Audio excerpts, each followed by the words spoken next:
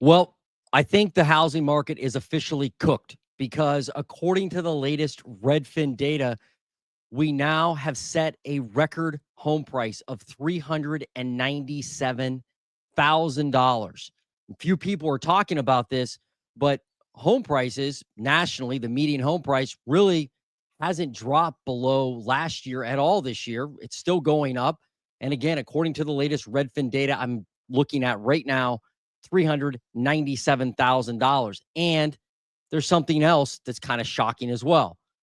We've got the Redfin data is showing that new listings of homes for sale up only 4.4% year over year, barely over 100,000 listings hit the market in the U.S.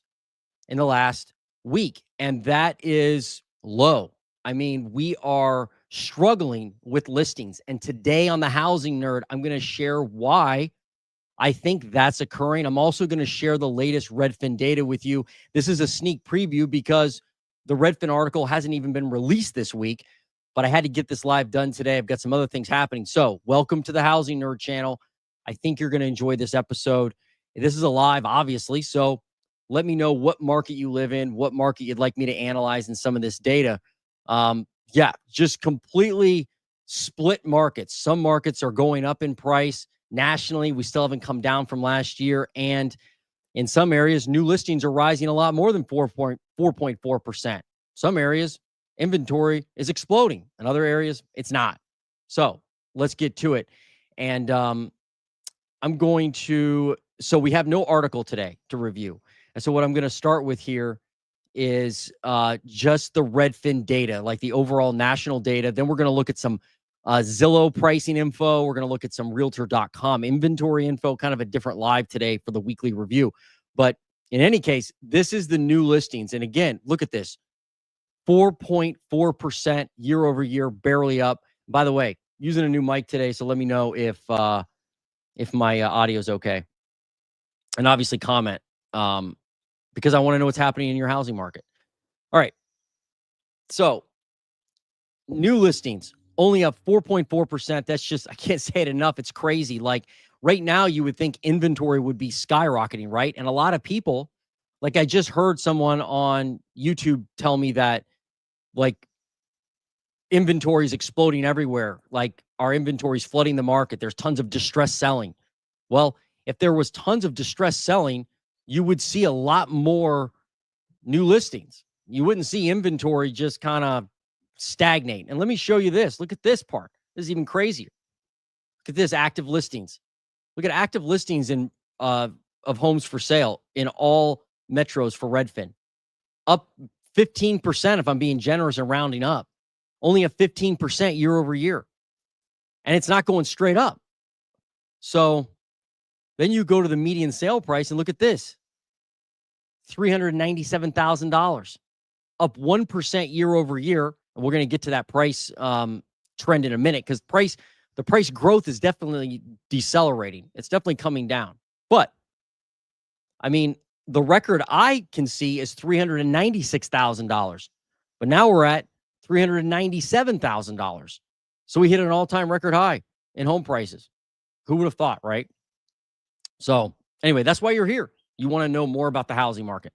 And that's good. Because you gotta understand what's happening. So real quick, let's we'll finish out this Redfin data nationally, and then I'm going to show you why I think one of the reasons why new listings are struggling to come to market. It's not going to be something a lot of you like. A lot of y'all are going to be like, "Man, this is the problem with the housing market. Dang it!" And but sometimes the truth hurts. Pending sales. Look at this. This is the number of houses going into contract, down 1.5% year over year. So people aren't really listing their homes for sale, and there's not a lot of people buying homes. Again, I have a reason why that's happening. I'll show it to you in a minute. Or one of the reasons anyway. So pending sales, not impressive at all. If I go to, now I wanted to put price drops on here. Redfin took it away. We don't have price drops anymore.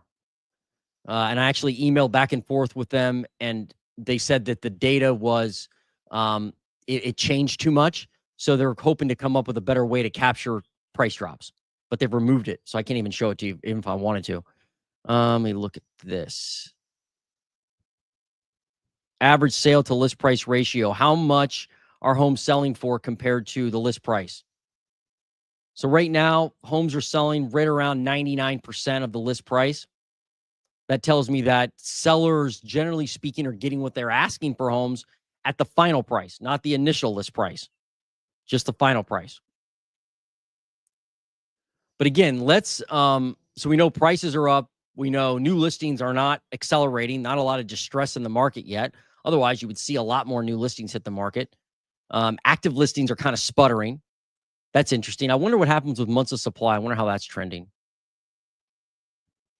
Months of supply is at 4. This isn't really going up that much anymore either.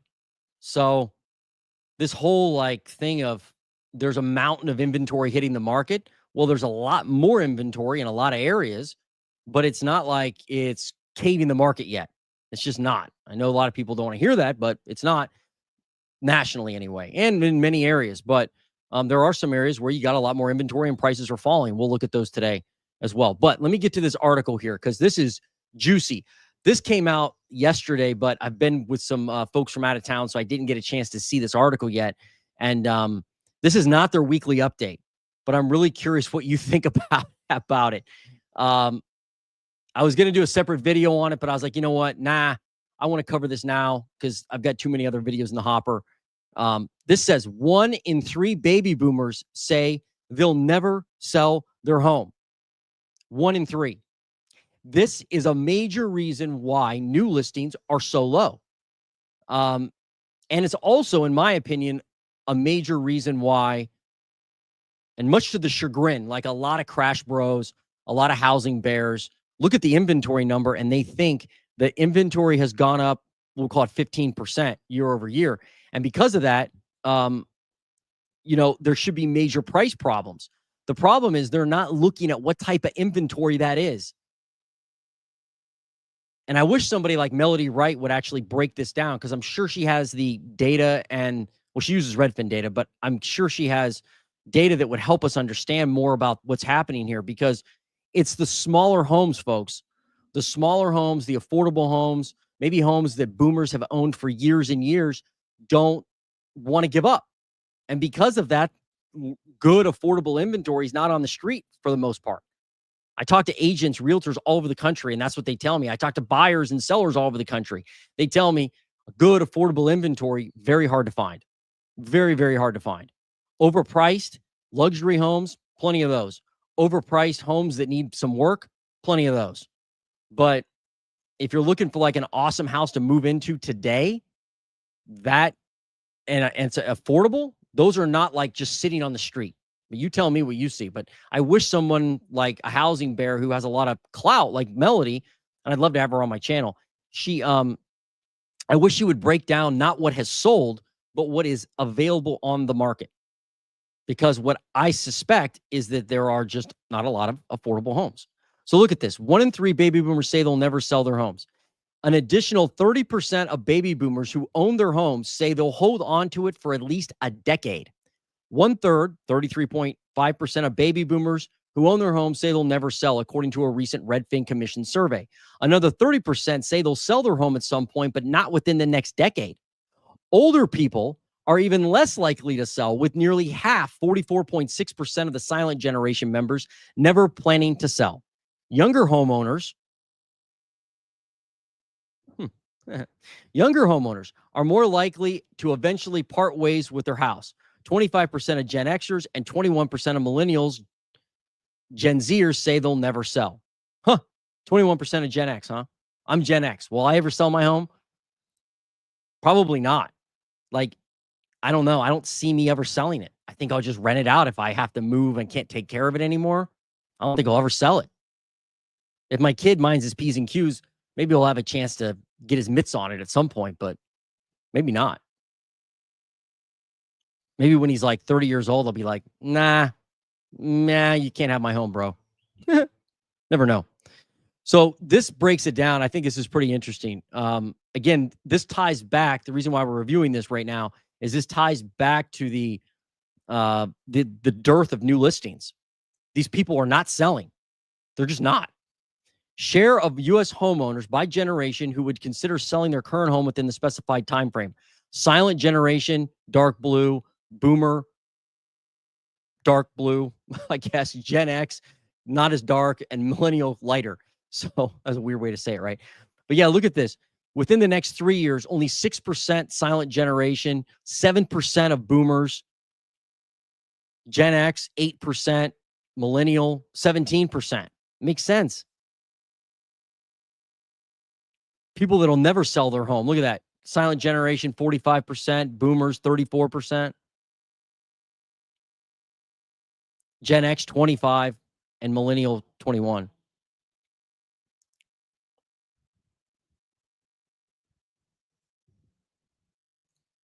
The survey finds in this report, the survey findings from this Redfin report, blah, blah, blah, are from Redfin.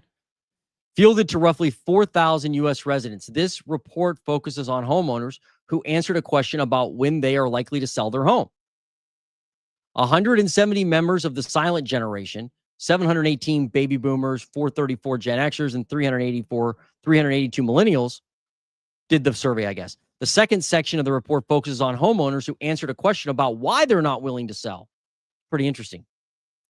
There's several financial and lifestyle reasons why older Americans are more likely than younger Americans to stay put. Many baby boomers who own their home don't have a financial incentive to sell. May not like that, but a lot of these people are just like, I'm just going to chill. Like, I've paid off my house, or I don't owe much on it, or I have a super low rate. Why move? Why move? Right? Additionally, many homeowners, older homeowners who have lived in their home for a long time and simply prefer to stay put, roughly 2/3 of baby boomer homeowners have lived in their home for 16 plus years. A lot of older folks, just face it, they're not as like anxious to get up and leave. They're just like, no, I don't need to move. There's a bunch of people, I think millennials, Gen X, Gen Z, definitely, that wanted to move around a lot, right? Especially during the pandemic. Baby boomers are like, nah, I don't have to. When asked in the survey why they're staying in their current home, most baby boomers, 55%, said that they just like their home and have no reason to move, making that the most commonly cited reason. And then they break it down right here. So blue, dark blue, right? I just like my home and its location. I have no reason to sell. 55% of the boomers, why they're staying put. My home's completely paid off. 30% of the survey people. Home prices are too high. No kidding. 16%.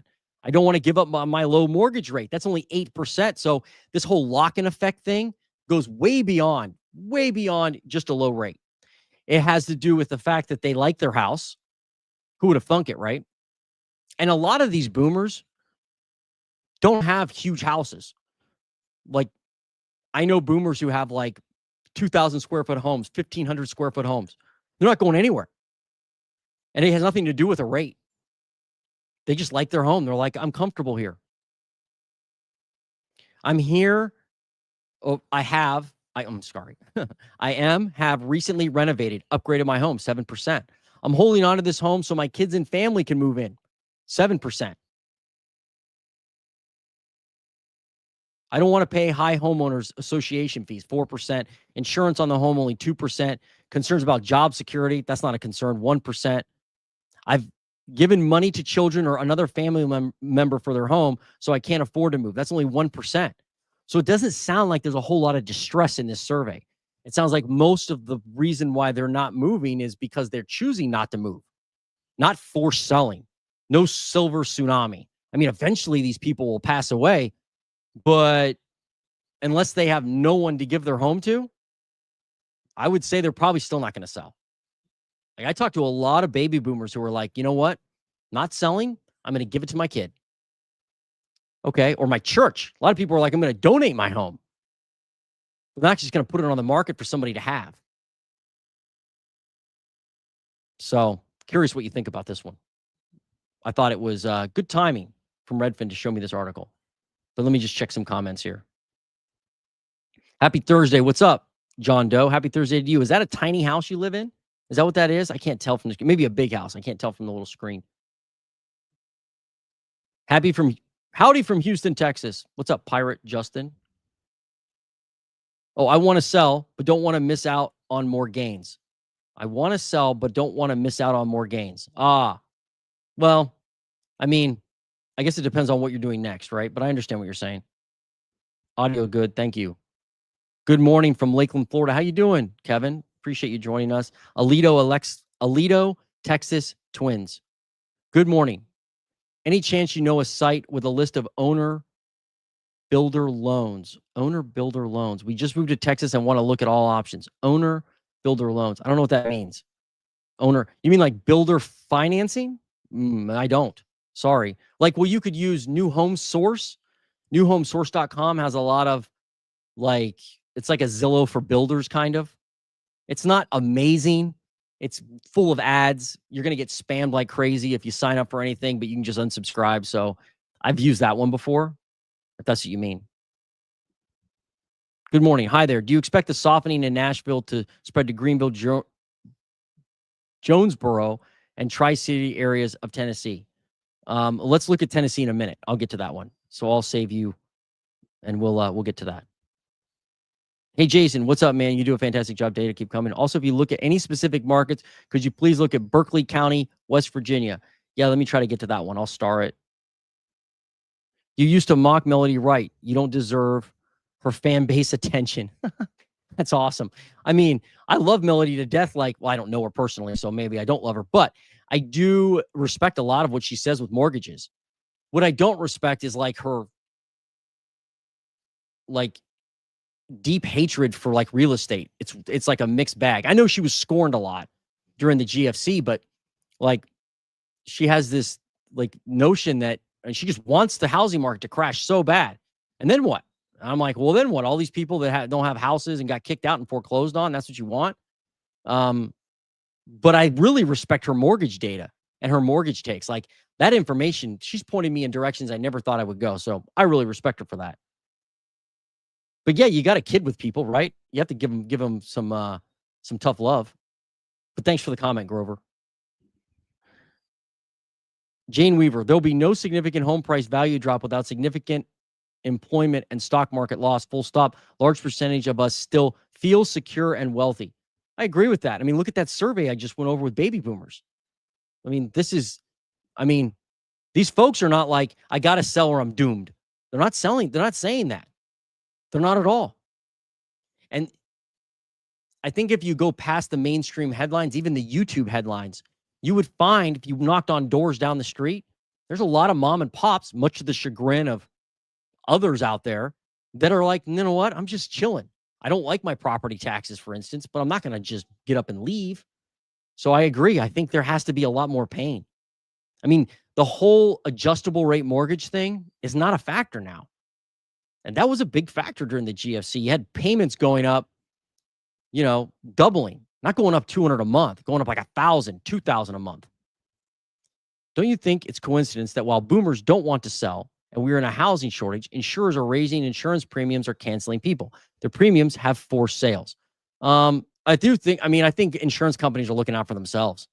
I think they are looking at areas of the country and certain types of housing with all their AI, and they're like, that we can't insure that house or we can't insure that area.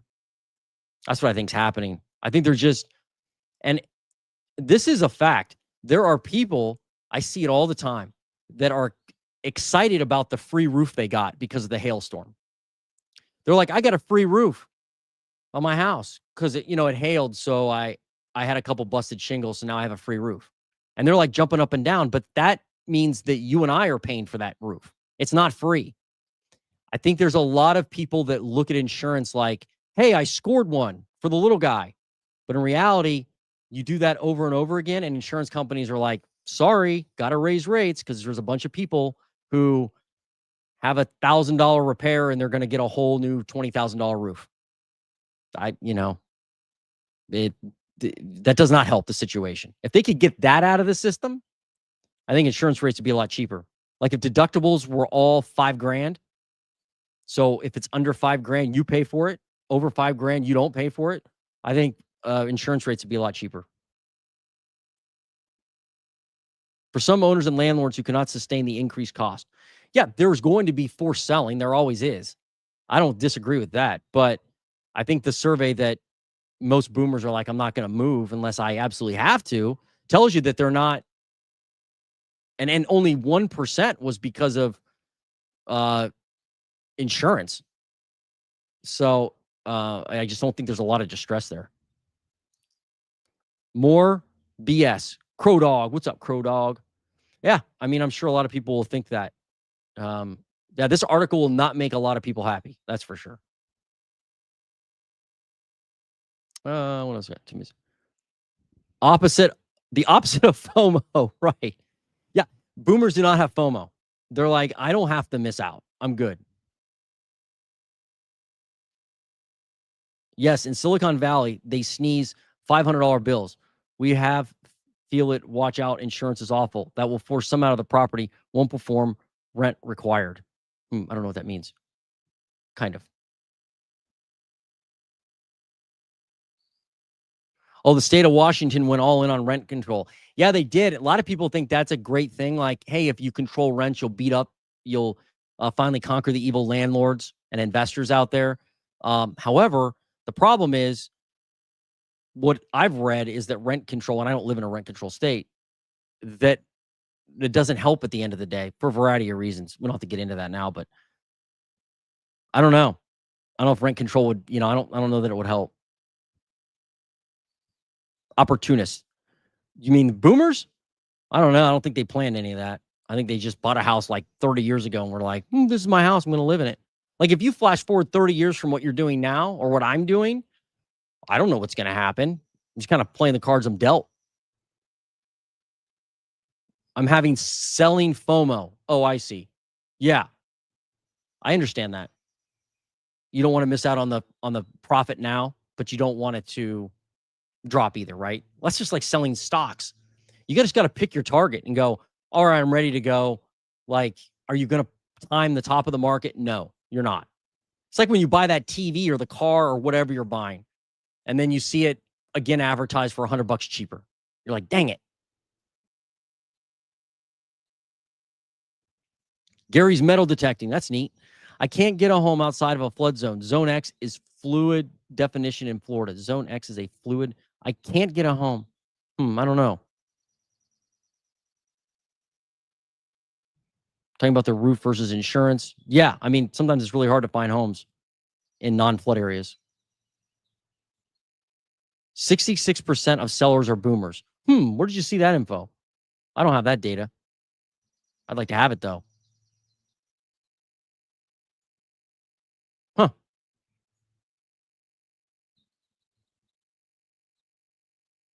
Interesting. Okay. Did not know that many boomers were, or when the sellers were boomers. I've been telling you this for 2 weeks. Sorry, Steven, I missed that one. I got a lot of people telling me things. So where did you get the info though? Like any source? I'd like to look it up. You're right. And it does matter who's selling. Right now, not a lot of boomers, unless I don't know, maybe your data is correct. Well, if you're saying a third of them, or not a third, 66% are actual boomers, if that's true, they're sellers, maybe that's why we don't have many listings, right? Because there aren't many boomers selling. Okay, let me go back to this data now. So we looked at, let's look at this. All right, this is pretty interesting. I think it is. So this is not from Redfin. Again, I'm doing this one different because Redfin's article is not out yet, and I just wanted to dive into some of these other price and inventory sheets so you guys could see what's happening. So this is a monthly shift in U.S. home prices, and this is from Resi Club, and this is using Zillow data. And by the way, I know Melody Wright uses Redfin data, and I believe Reventure Consulting, Nick uses Redfin and Zillow data. And I think Melody also uses Realtor.com data. So like all these folks, including me, kind of use the same data, a lot of it. It's kind of the way it's available. So this is the monthly shift in U.S. home prices, not yearly. And this will kind of give you a flavor of the trend that we're seeing now in prices overall. Because remember, I just said we hit a record high. So you could see like this is the year, these are the months, and this is the change month over month. So down here is the average. So in January, from December to January, basically, we average a drop of 0.3%. That's what we average. You go all the way back to 2020. That's our average. In January to February, we average 0 flat growth in the home prices. Then in March, we average 0.6% growth and so on, right? You can see that. So if you go back to January, pay attention to this. You go back to January 2025, the growth we were supposed to see from December to January was a drop, actually, of 0.3%. We actually dropped more than that, down 0.5%. Look at this. The next month, we usually are flat. We were down 0.2%. In February to March, we normally grow 0.6%. We only grew 0.2%. Then from March to April, we usually grow 0.9%. We only grew 0.7%. You notice in a trend? Then we usually grow in, what's that, March? Is that March to April? April to May, we grow 1.1%. We only grew 0.6%. That's a big difference there. That one's a big delta. And then this month, we historically grow 1.1. What will we grow? The data's not in yet for June, but this shows you the deceleration of home prices. So it's not a big downward draft, right? Like it's not, there were people that predicted we were going to drop in home values by double digits this year. And they said we would drop 5% last year over year. Hasn't happened. Hasn't happened yet. And we're still not down year over year, barely up. You can see right here, according to analysis of Zillow Home Value Index, home prices are up 0.4% year over year between May of 2024 and May of 2025. That rate continues to decelerate. Back in May of 2024, back last year, the year-over-year national home price growth rate was 3.9%. Look at that difference. That's a drop of 3.5% in the growth rate of home prices. So even though we hit a median national home price record of $397, does not mean we are, continuing to to go upwards in a huge trajectory. We're really kind of leveling out. It's just taking a while. But using this chart, here's a part that I thought was a couple interesting areas of the chart that I thought were cool to look at. Look at 2022. Look at that. If I can zoom in here at all. Look at this. We had several months where home prices went down month over month, much more so than normal. Like normal, we were at, what month is this? August, July to August normally is a 0.4% increase. We were down 0.7 in 2022, then down 0.8, then down 0.5, then down 0.9, then down a whole 1% when we're normally down only 0.3%. So in 2022, we had some deceleration of home prices, no doubt. But then, it obviously went back up. But look back during the GFC. This is really interesting to look at because if you zoom out from like an outward look, how many dark red boxes, meaning the worst months of decelerating home prices, how many are there in the last 25 years? Not last year, 25 years. 1, 2, 3. That's it. 1, 2, 3. Those were all 1.6% drops month over month. So even in the worst months of the GFC, the worst months, home prices softened month over month 1.6%. Now you may be saying that's not a lot, Jason. Well, it's not if you're like, oh, I'm hoping for a 50% crash. But it is when you look at the world of home prices, because home prices usually, is there a month where they decelerate more than 0.5%? No, there's not. The worst month historically is down 0.3, down 0.3. But there's not a month historically where we're like down 1%. So a 1.6% drop month over month back during the GFC, that was big. Anyway, I always think this chart is really interesting. It kind of gives you perspective on the housing market. And for the gentleman that was going to sell his home and was like, hey, I'm going to sell my home. I have FOMO. John Doe, this guy, John. Is that your real name? You said you had FOMO on selling. Well, look at this chart and tell me, like, you may catch a downdraft if you wait. I'm not saying home prices aren't going to drop, but like overall, home prices are kind of sticky. But this just gives you some perspective versus thinking that there was like a 50% drop in any of these boxes, because there hasn't been. I mean, there are a lot of markets during the GFC that went up in price. Pittsburgh, PA went up like 5%, if my memory's right, over a period of time, over like 4 or 5 years. It went up 5%, didn't go down. Columbus, Ohio went down 11%, not 50. So if you're hoping for like a 75% crash from home prices, like, I mean, anything could happen. I mean, Bigfoot could walk behind me here outside on my porch. He hasn't so far. It's possible, I suppose. Anything's possible, but some stuff's more unlikely than others, right? But I'm not telling you home prices aren't headed down right now, because the trend is definitely down. You can see it. I mean, look at all there's like less red here, down here at the bottom, more red. That would tell me that home prices are starting to soften. But unless you see that explosion of inventory or distress in your market, I don't think you're going to see home prices drop substantially. They need inventory.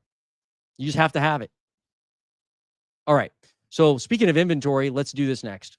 I'll get into these metros. So I'm starting with Ohio. I've got Franklin County, Ohio. Now, inventory levels. Look at that. We're now in Central Ohio, where I live. We are up 6.5% year over year. We're up 6.5% since 2019 with inventory, the number of homes for sale. Look how much we're up year over year in Franklin County, 56%. That's a big growth in inventory. And we're actually at a 9-year high in inventory in Columbus. The problem is, a lot of these homes are not homes people are going to buy, like the average person. They're not 200 in this area. Like if you have like a $275,000 home that's 1,500 square feet, 2,000 square feet, maybe, isn't amazing on the inside, but you can move into tomorrow, past FHA. That's a hot commodity still. And on the outskirts of town, like in the other surrounding counties, the price point drops, but still hard to find those type of homes. So just because we have a 9-year supply of homes, home prices in Franklin County are still going up, unfortunately. So let's look at that next, and then we'll look at some other metros you want me to look at, or counties. You got to tell me a county. Let me just zoom in here.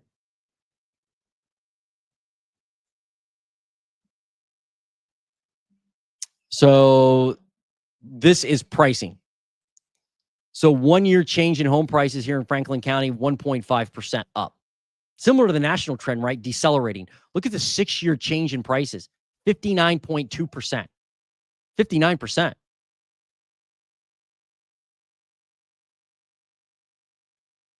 So an area like Franklin County is still growing with prices, even though inventory is up a lot. Again, I think a lot of that is wrong homes for sale. But if we keep adding inventory, eventually you'd think prices are going to change. Just got to add the right type of inventory. I keep saying that, but that's just how it is. All right, let me pick on a couple people here. Let's see. Oh, okay. You want me to do Nashville? I need I need the county. What is that?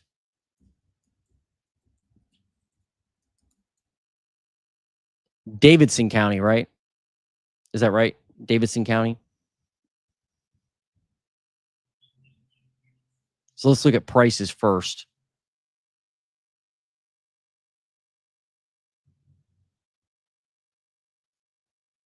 It's like in the middle of the state, isn't it? Where is it? Where is it? Where is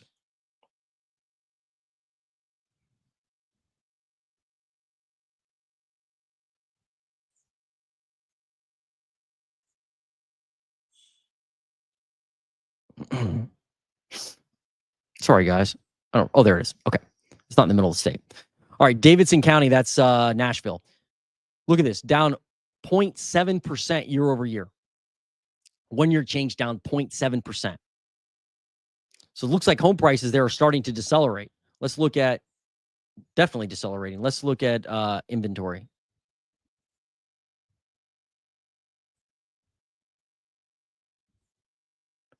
Davidson County, Tennessee inventory. You're up compared to 2019. Oh my goodness. You're up 59%. That's a lot. I mean, Columbus were up 6, and I thought that was a lot. So the reason why everybody compares 2019 to what's happening now is because that's really before the housing market went wacky, or the last round of wackiness. Prices were still going up then. Like in 2019, prices were going up, and before the pandemic, but after 2019, everything went haywire, obviously. So the fact that you're up 60% in inventory compared to 2019, I mean, you are at a 9-year high. It's not even close. It's not even close. Look at that. 3,891 listings. Back in 2017, you had 2,000 listings. Back before the pandemic, you had 2,400 listings. That's a big difference. So you're going to see prices come down there, I'm sure. I mean, I have to assume there are affordable houses in this 59%. I have to assume that. But you tell me what you're seeing there. Now, the question you had was, will that spread to the other counties? I mean, that was, let's look here and see if we can tell. Hang on. Easier view for me. And you said, what counties did you want? You said Greenville, Jonesboro, and Tri-Cities. Where is that?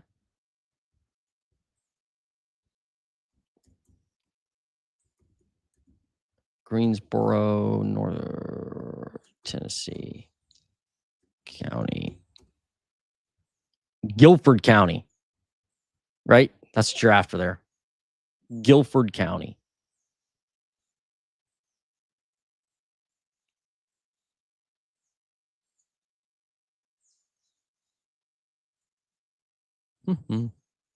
There's Davidson County. Robinson, Sumner. I can't find it. I just had it. Coffee, Marion, Bledsoe, Rhea. I'm sorry. Middle. Okay.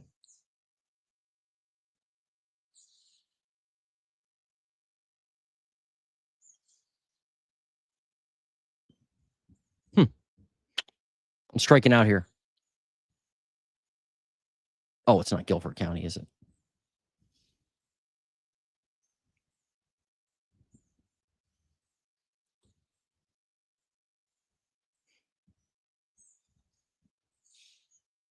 Spread Exchange, Greenville,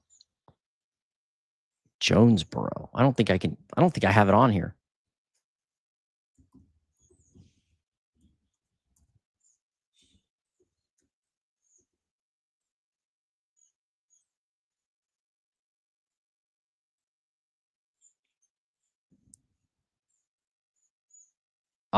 Okay.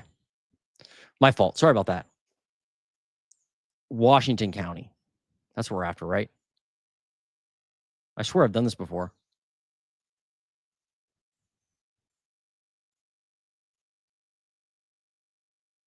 Why am I having such a problem with this today? I thought it was right there.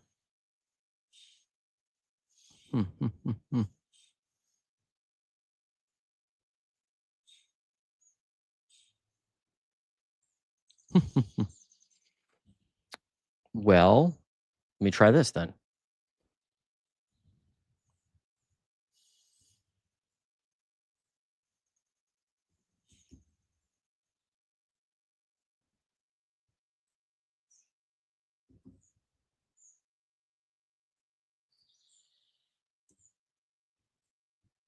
I don't know, man. I'm having a problem finding these. Tri-city areas of Tennessee. I'm having a problem. You have to tell me what county to do. My fault. Berkly County, West Virginia. Yeah, we can do that one.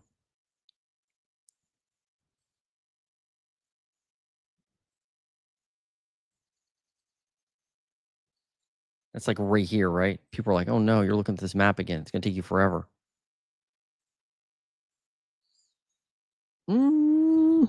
Huh. I apologize, everybody. This is the live. This is what happens.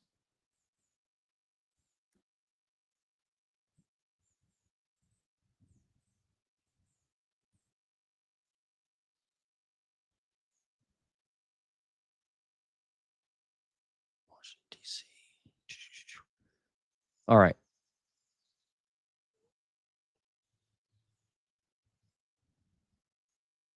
It's like right here, isn't it?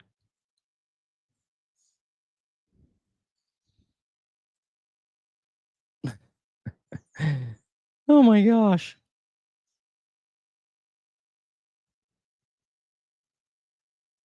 Where is it?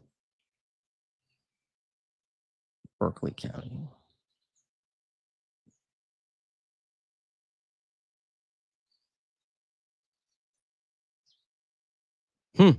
I don't know. I'm struggling on this today.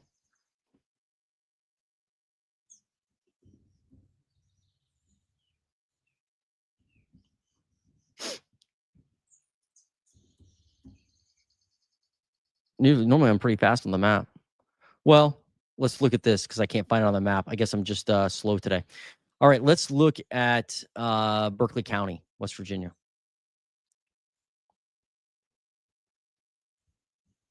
Look at new listings, down 14% in Berkly County. Okay. All right. I got you there. That's not great. That means there's really like nothing for sale. It doesn't seem like. What about active listings? You're at a 4-year low on active listings too. For this time of year, down 5%. I apologize for the long delay, folks. Median price, what do we got? Doesn't look like it's crashing at all. Up $315,000 there. Well, that's expensive there in Berkly County, West Virginia. Up 2% year over year, 2.5%.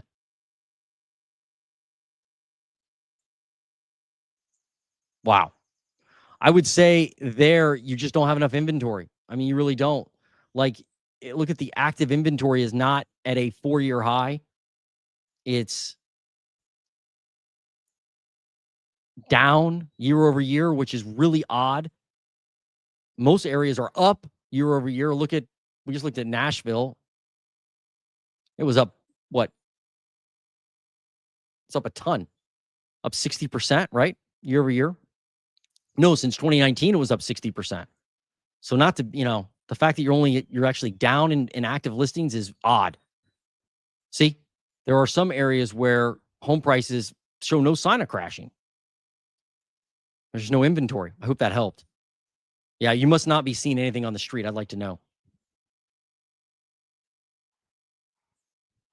I'd like to know.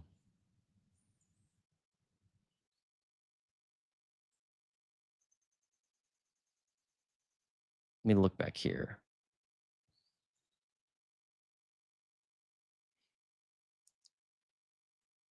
Bright blue before it goes again.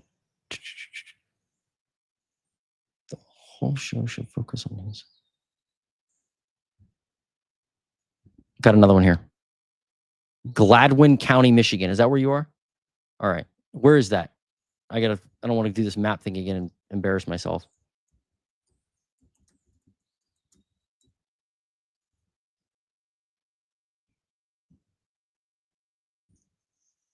Oh, that's like north, huh? North Michigan, Central Michigan, kind of.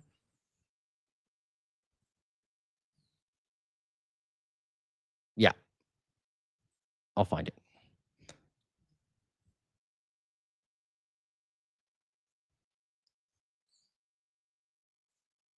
Gladwin County, Michigan. Here we go. Hey, I found that one pretty quick. Down 36% compared to 2019 in inventory. Year over year, you're up 41%. But you got 129 homes for sale, they're saying, in the county right now. Back in 2017, you had 290 homes for sale. So you're not obviously at a 4-year high, or I'm sorry, at a 9-year high at all. You're kind of just bouncing around. I mean, at your worst time, you only had 84 homes for sale. So I don't know. Like, it looks like you're just struggling with inventory. But you tell me if you are, if you're selling there, if that's what you're doing, is selling your home, then if you're in an area where you don't have a lot of homes like yours for sale and you don't price it outrageously, you should do okay. This is the prices. These are the prices for the same. We're gonna look at the same county. This is Zillow data though, but still gives us a good flavor. Up 2.8% in Gladwin County, Michigan. 6-year change, 39%. That's not as like crazy as some other areas that are up 60. I've seen 100. Yeah, definitely seen 100% in the last 6 years in certain areas of the U.S. So, you're only up 2.8% year over year, but like you don't have a whole lot of inventory, it doesn't look like. So maybe the price growth will soften at some point, but it doesn't look like it's coming down anytime soon. Let's check. Let's go ahead and check new listings. Gladwin County, Michigan. Let's check that. New listings. So this is we're going back to Redfin data because it shows us the new listings. New listings in Gladwin County up 17%, but it's starting to head down now. Your high was back in 2022. At that point, you were up 22% or 29% in new listings. Look at median sale price. What's that showing us?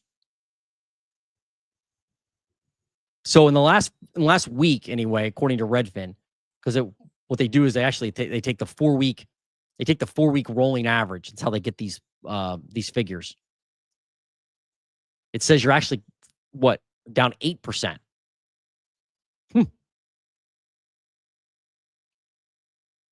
But that's a 4-week rolling average. And this is median sale price, not Zillow home value. But it still doesn't look like it's crashing. I mean, you don't have that many transactions. What are pending sales doing in Gladwin County? I mean, now pending sales are up 26%. So people are actually buying there, at least in the last 4-week average. But it's only 13 transactions, so it's not a ton of data. Okay. Let's look at another one. But I'd say you shouldn't have a problem selling your home if you price it right, I wouldn't think. And it doesn't need, tons of work, but pricing is definitely key.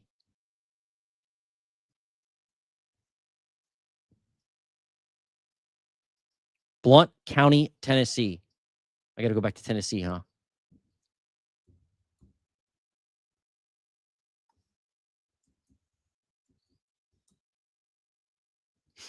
Blount County, Tennessee. What's that? Just south of Nashville? No, just south of Knoxville, right? All right, let's go down here to Tennessee.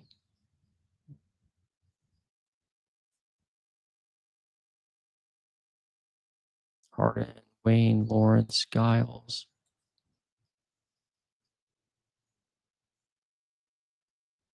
I thought it'd be like right here, right? Boy, I wish I could search for this. Usually I'm better than this at it, but not now. Not today. I'm on the struggle bus.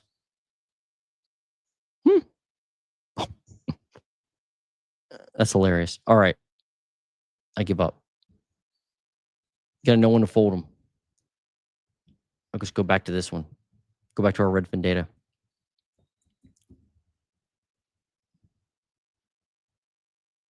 Let's look at new listings in Blount County, Tennessee. Up 21%. So you have some more more new listings hitting the street. That's good. What about active? Look at that. Up 38% year over year. Wow. That's a 4-year high by far. Like, look at that spread. How many did you have last year? 519, 517. You got 200 more, which doesn't sound like a lot of listings, but when you only have 700, that's a good increase. Let's do pending sales.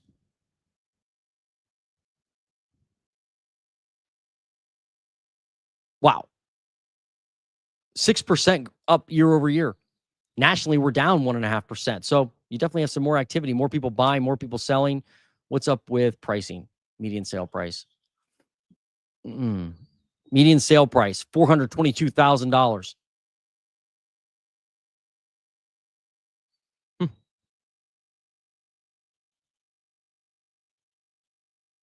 I mean, it's basically flat, I guess, year over year, but it doesn't look like it's crashing. You started the year at 383 grand. Now it's 422 grand. Boy, Tennessee, man, that's expensive. I would expect it to be less expensive, but it's not. 422 grand, definitely higher than the national median.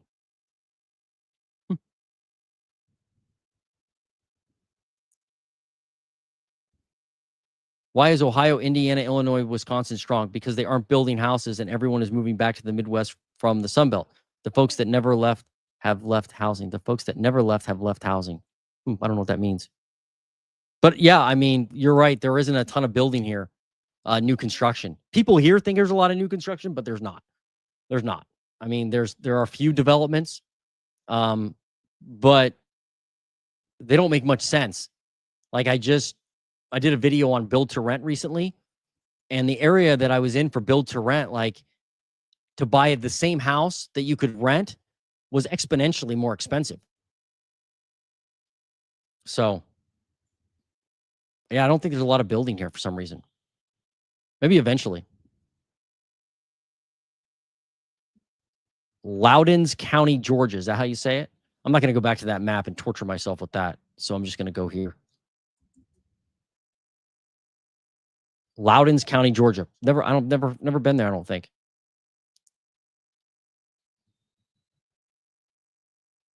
New listings down 16.8%.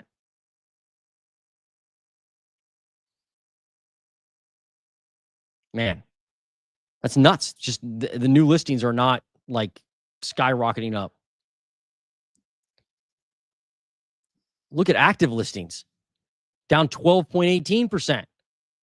I mean, you have fewer homes on the market than you had last year.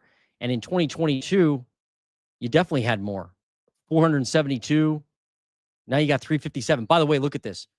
Look at the fact that active listings in this county in Georgia, some random county, and thank you for suggesting it, by the way, that's 470.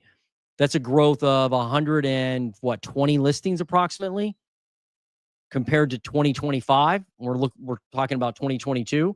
And then go back to this screen and look at when prices decelerated. 2022.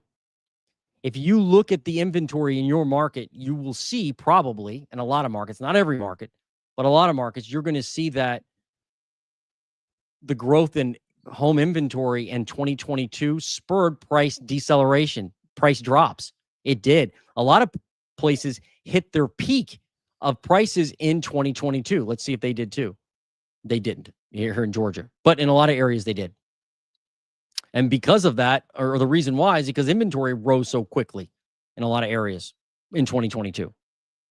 So you just got to have more inventory in a lot of these markets to see some type of price correction or price crash. So median sale price, $269. Started the year, $249. But you don't have a lot of listings out there. What about pending sales? What are those doing? Pending sales up 10%. So people are buying homes, looks like more than last year, but new listings are down. Active listings are down, right? Right here, down 12%. Hard to have price corrections when you have fewer homes for sale. It's just crazy, these different markets. But thank you for suggesting that one. That's I like these other little markets. Oh, I haven't looked at Cincinnati yet. I'm in Cincinnati and bid $30,000 over on a house out of the suburbs last weekend and still lost it. Where in Cincinnati did you do this? MC, I want to know, because I'm going to come down there and do some walk and talks. So please let me know where you're bidding on these houses. Was it a new house? If you could provide some more details for us, that'd be great. I'm not surprised. I mean, I guess in a way I am surprised this is still happening, but I know it is still happening, unfortunately. Let's look at Cincinnati while we're doing it. We'll look at the county level, maybe. You want to do a Hamilton County?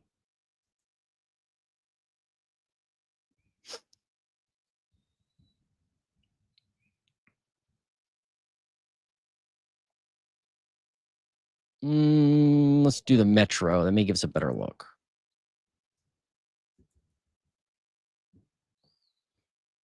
There we go. New listings in Cincinnati up 13.7% year over year, 752. Active listings, what are those doing? Only have 13.7. Median sale price, it's just like Columbus. Median sale price hit a record $306,000. So the previous record was 305. You're at 306. Last week you were at 310 for the median sale price, the last Redfin report. So prices in Cincinnati are just ridiculous, obviously. So I guess according to this data, am I surprised you bid on a house $30K over asking and still lost? No, not really, I guess, when you look at this. Like, what's list price to median price? Or average sale price? I guess people are getting discounts there. Under 1%, but you are getting somewhat of a discount on average from the final list price. But obviously not you. Sounds like the house probably was a great house. Many other people wanted it. But I'd love to know more about why you lost it. Like, was it just price? Or was it like a cash guy? Or did you have a home sale contingency or something like that? I'd like to know.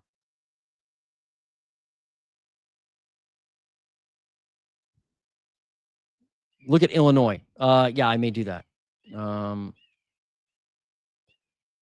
Bloomington, Illinois, McLean County. Sure.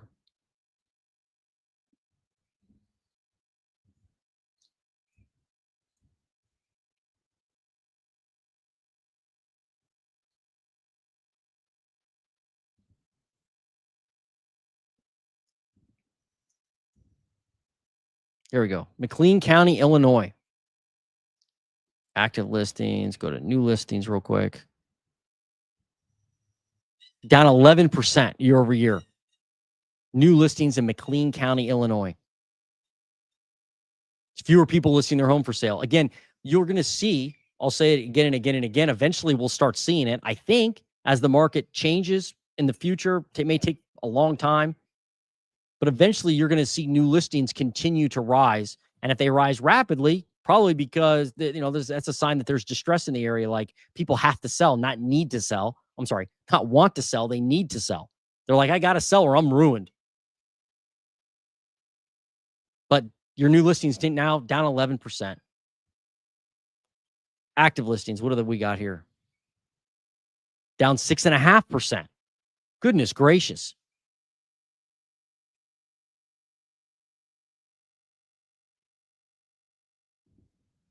You said Illinois, right? Yeah. I mean, it's not that you're just down year over year. This is a 4-year low for this time of year in active listings.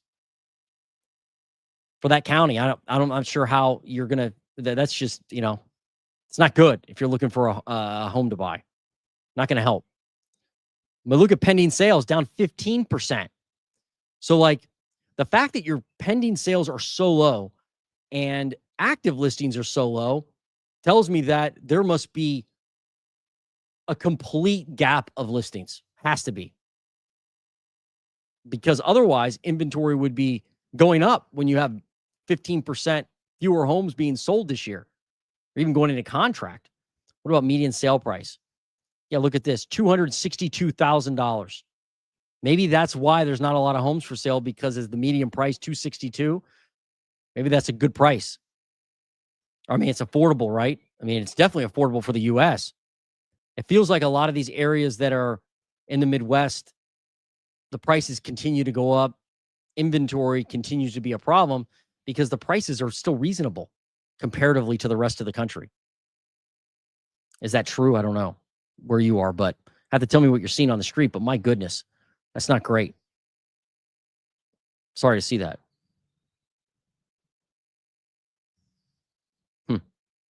Okay. Let's do, I hope that helped. McLean County.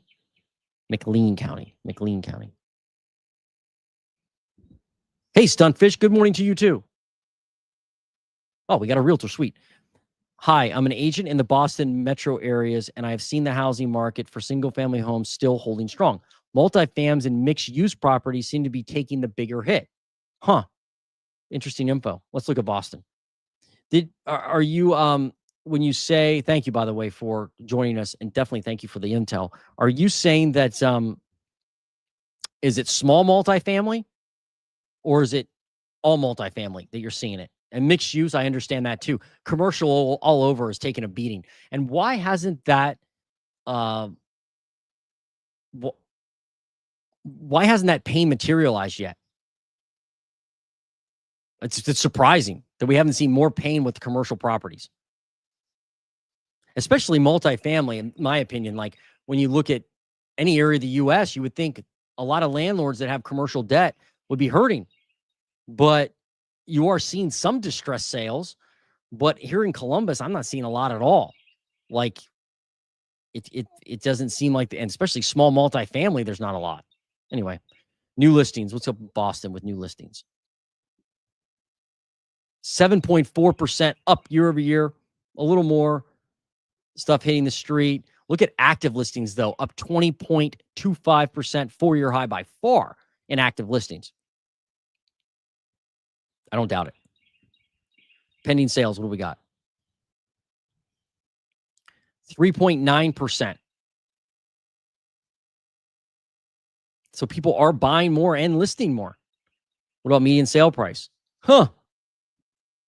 Maybe it's leveling off, but goodness gracious, $776,000. That's up 3.3% year over year.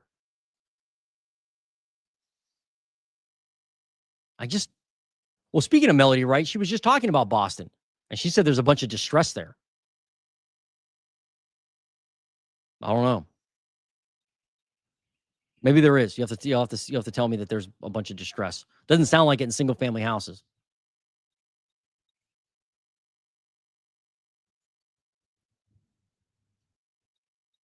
What about median days on market? How's that doing? Median days on market, 18.63. Is that right? As a realtor, you would know. House is going into contract within 18.63 days. That's up barely 1 day year over year. So homes don't seem to be sitting on the market much longer than they did last year, or the year before, the year before, the year before that. I mean, the worst year was back, or the best year, I guess, was back in, depends on what side of coin you're on. Back in 2022, it was 15 days. Now it's 18.63. So tell me if that matches what you're seeing out there.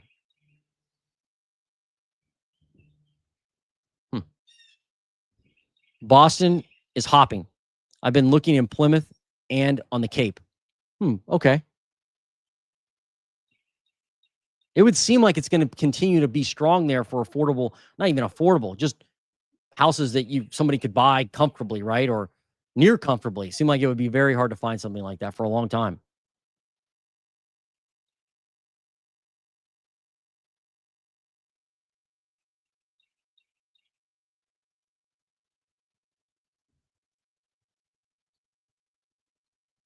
Brown County, Wisconsin.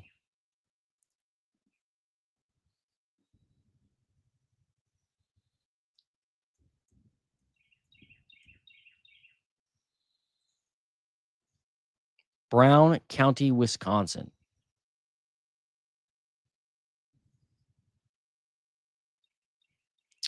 Looks like you're down 3.5% in new listings.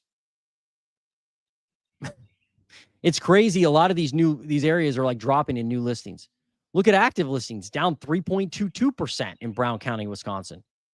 So maybe you're starting to see the effect of the fact that, when you look at the national number being only up 4.4% with new listings. I was so surprised when I opened that data last night. I was like, wow, like this new listing stuff, the new listings are not exploding like I thought they would by this time of year, especially with all the distress in the market, right? Or the so-called distress. Active listings down 3.2%. Just not a lot of inventory compared to last year. Median sale price, what do we got? Up 10%. Wow. $350,000 in Brown County, Wisconsin. Oh my. So homes more expensive than last year, it looks like, right? Did you hit a peak this year? What was the peak? Peak was 358. You actually did hit it back in, what's that? April, 371. That was your peak. You hit it this year.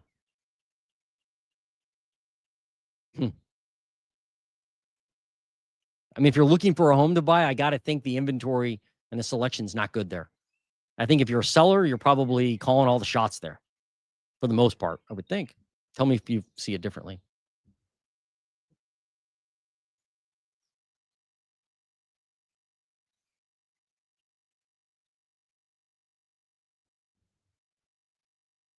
Colorado Springs.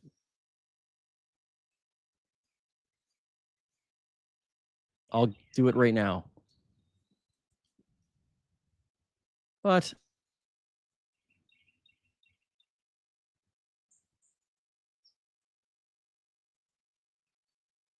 it must not be given. Yeah, it's in some kind of other. You have to tell me the county because it's not telling me.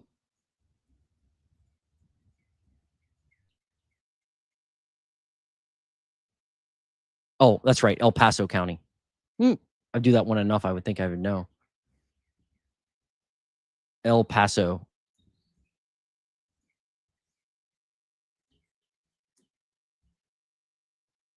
All right, El Paso County new listings. What do we got? Up 2.7%. Not that many. I would think there'd be more there in Colorado. Probably more in Denver if we looked at that. 25% more active listings. Pending sales. Geez, we had a big jump there. 38% increase year over year. Wow, that looks like an error, but maybe it's not. It's a bunch of people jumping in the housing market all of a sudden. Is that possible there? Median sale price down, barely down, basically flat, 484 grand. So it does look like you have more homes on the market. You look at active inventory, but pricing doesn't seem to be wanting to come down much. I don't know about this pending sale thing. That makes me wonder if there's some kind of goofiness in the data. Maybe we'll check it next week and maybe it'll be revised and corrected. Which, by the way, is normal with data.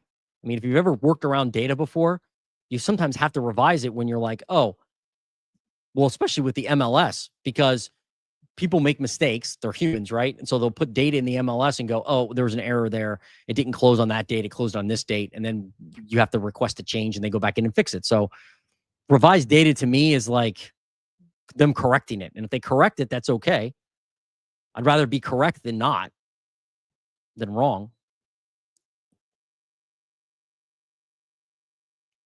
So new listings, you do have more, but you have to tell me if you're seeing a lot more homes on the market or even for, hitting the market.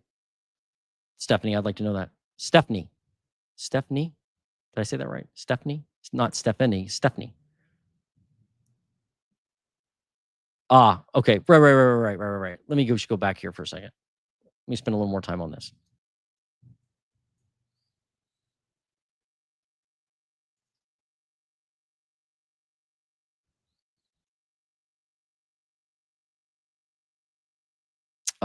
Let me do the metro. Martinsburg. There we go.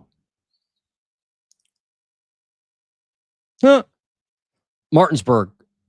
Oh, that's Martinsville. I'm looking for Martinsburg. But you said it was that county, right? I had the right county.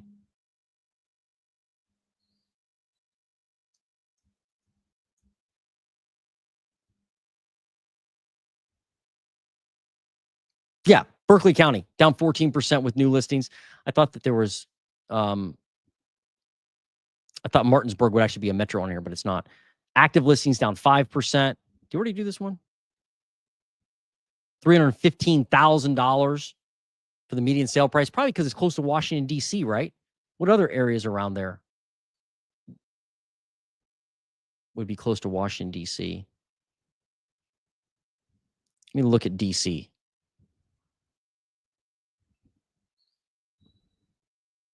Yes, probably because of Washington, D.C., right? I mean, you're pretty much right there.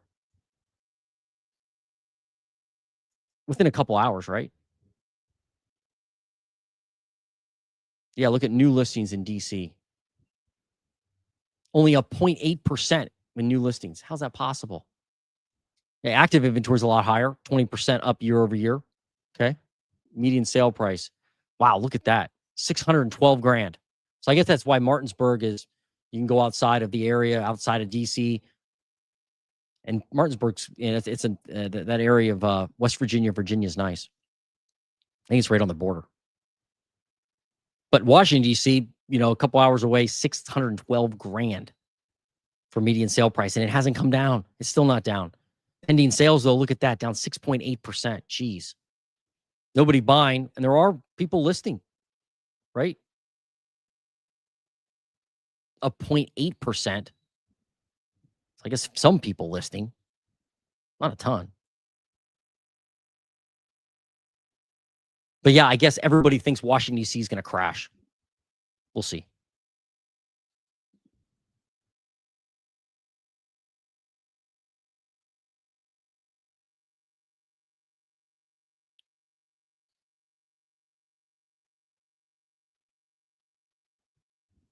Keep rates high. Every time I see this, I think you're an Arizona Cardinals player, but I don't think you are. For some reason, it just comes up. I'm like, oh, he's a player. Keep rates high, drop home prices. I know that's what people want. I get that. I completely understand it. The fact is, that's not how people buy homes, though. Most people buy homes on payment. So that's why the administration, that's why everyone's focused on rates. Because they're like, I mean, have you heard anyone in the current administration talk about prices, home prices? Like, we want to make sure home prices are lower. Have you heard them mention banning or trying to curb institutional investing? No, I haven't heard that either. Why? Because they all have assets. They're all loaded into assets. They're all loaded into leverage. They want a lower leverage rate, just like the U.S. wants a lower leverage rate, because they have debt payments they have to make, and they want their debt payments to be lower so they can buy more assets and continue to grow. That's what they're looking for. But I understand everyone wants lower home prices.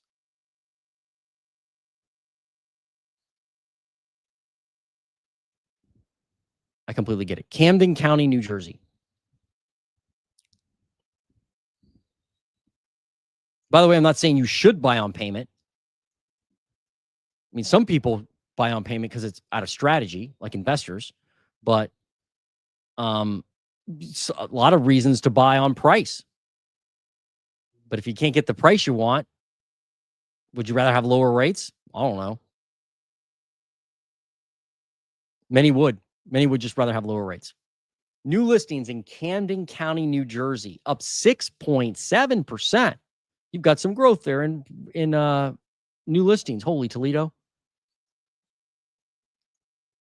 11.29% increase in active listings. So a little more inventory out there. A little more. Median sale price, $364,000. That's, I guess, one of the more affordable areas in New Jersey. Up 6% year over year, right? And you haven't dropped at all this year. Like, you've continued to go up. Look at that. You started at 336. Now you're at 364. You peaked.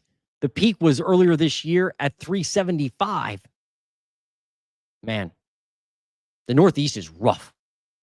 Rough with prices, inventory. I feel bad for you guys. Like, unless you have a lot more inventory, doesn't seem like prices want to come down at all. At all.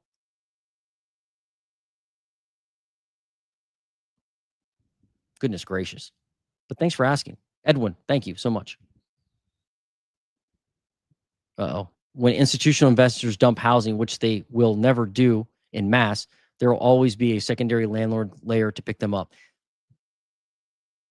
That is 100% true, Stephen. There usually is a landlord to pick them up. Usually. Unless the deal's horrible, right? But I just saw a text message, I think yesterday, from someone who was selling like a block of houses in Columbus, and it never hit the MLS. And an investor, they were like, it was a post on Facebook. So I think there were 30 different responses to it with their email address asking to get the deal, the details sent of the deal so they could look at it and maybe buy it. Probably mostly investors. Yeah, the idea that institutional investors are going to sell their holdings and just flood the housing market with inventory is, I mean, in the current environment, I don't see them doing that. Are they net sellers now? Well, yeah, they're net sellers because prices are ridiculous and rates stink. So they're doing build to rent and they're dumping their homes that are no longer performing. But I think it would take like 100 years, 70 to 100 years based on the data for prices or for them to sell through their inventory at their current rate. They're never going to sell it all unless they need to for some reason, which right now they don't need to. We're at the beginning of a 5 to 10 year process, 2007 through 2012. It could be. It could take a long time for, I agree, KW. It could take a long time for home prices to come down. Walton County, got you. I got you. Walton County. New Jersey. New listings in Walton County. Okay. Down 10%. So, I mean, you obviously, and, you know, I keep saying it, you know, it can't be distress. Doesn't seem like there was any distress there, or not much, if your new listings aren't continuing to go up. Let's look at active. I'm sure you have more active. Yeah, you do. You're up 9% in active listings, but it's not a, it doesn't seem like there's a ton compared to last year. I mean, what is that? 2,500 compared to 2,700, so another 200 listings. That's it. That's it. What's up with pending sales? Up 2.4%, so people are starting to buy. I mean, well, let's see.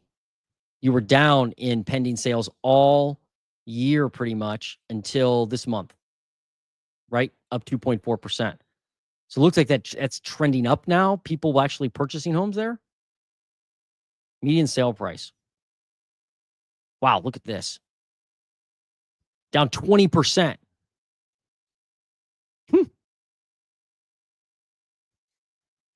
Yeah. People are definitely, looks like they're definitely discounting homes there, or prices getting lower. I mean, you started the year, what is that? 666. Now you're at 583. Are you seeing lower home prices there? I'd like to know, because I mean, this is a big drop.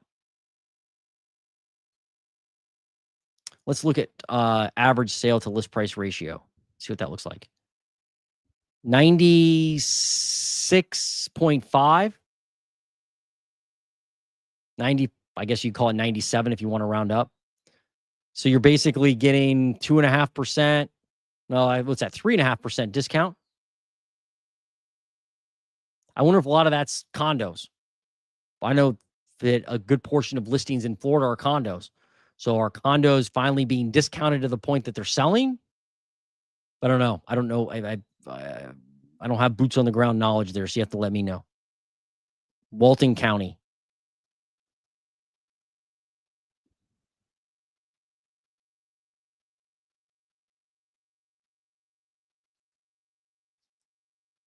That one guy, Minneapolis, St. Paul. Yeah, let's look at it.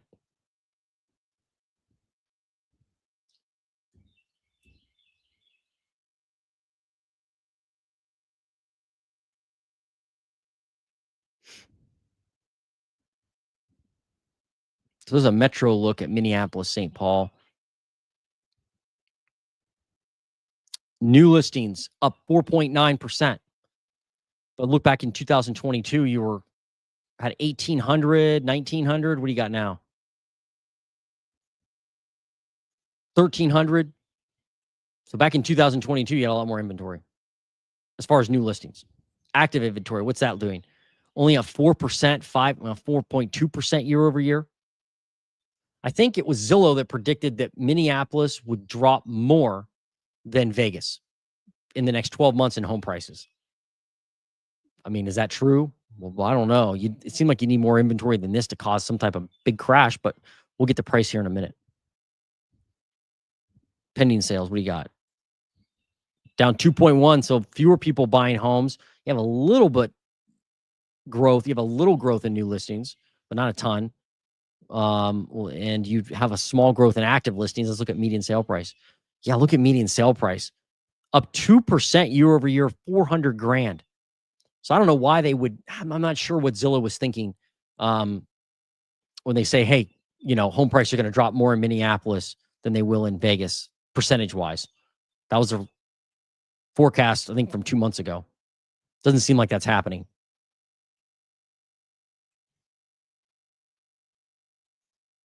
But yeah, it doesn't look like prices are coming down. You don't have a ton of active listings, nor do you have a ton of new listings. So hard to have some type of big price change, right? Oh, the market looks tough.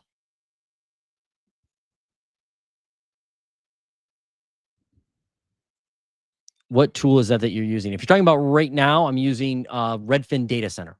So the link's in my description, but you just go to the data center. It's free. You can look at the metro level, the county level. Those are the looks you can do on the weekly data. And then if you go down, I assume that's what you're talking about. If you go down, you can look at the monthly data, which is different. It is different data. I usually don't review that. I usually review the weekly data. But yeah, that's what I'm reviewing. If you're talking about the maps that I was messing up earlier, that's from Resi Club. I just struggled today finding some counties and I got frustrated.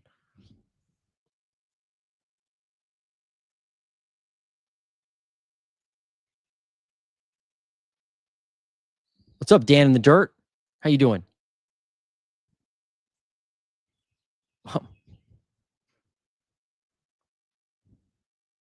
We're looking rural. No neighbors or well spaced away. I understand. Oh, there's some comments here I wanted to get to.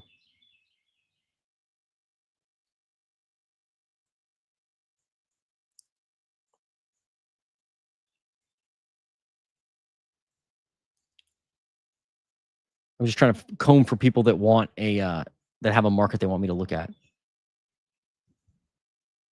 Kaufman County. Okay.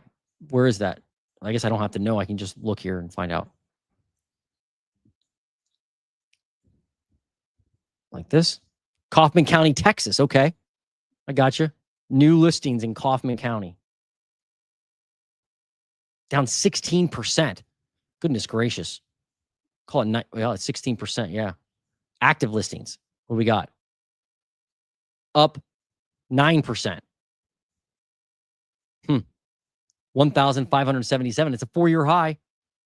You've been at a 4-year high all year. Whoops, that doesn't work. Look at this. Like 11%, 12%, 13%,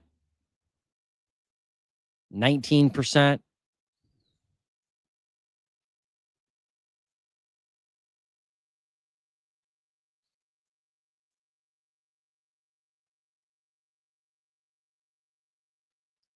Man, All right. Let's do median, or let's do pending sales.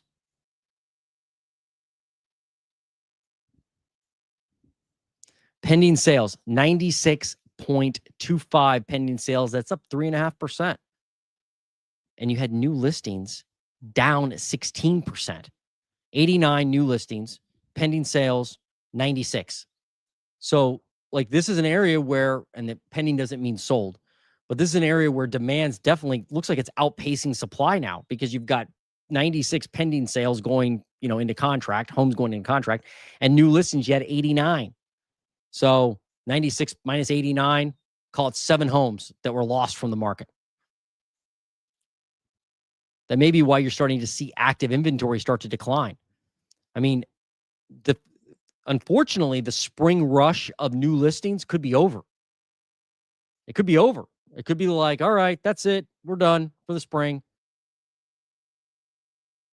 Unless there's more pain in the economy, maybe people will just sit tight till next year. We could be locked up for another 12 months where homes just aren't being listed. And boomers are like, nah, that's all right. I'll sit tight. No incentive to move.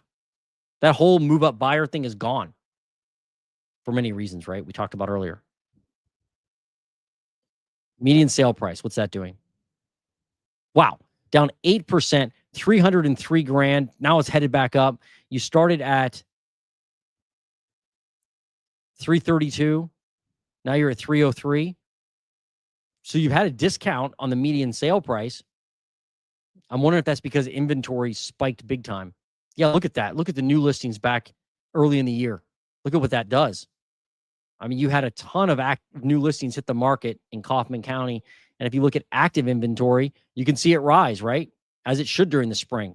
People start listing their homes early in the year, up 20% at one point. Now it's starting to head down because new listings are heading down. So it'll be interesting to see if median sale price heads back up. It's starting to, probably because any of the houses that people were getting at a discount are maybe off the market now, sold. I don't know. Tell me. I'd love to know if what you're seeing there, if this matches. Average sale to list price ratio, 97.8. People are getting about a 2% discount on average. What we got here? 120 minutes. All right. Thanks for that. Kaufman County.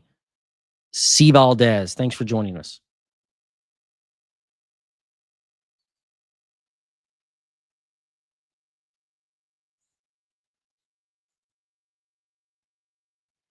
I'm looking for a place that you guys want. Oh, El Paso, Texas. Sunny skies. All right. El Paso.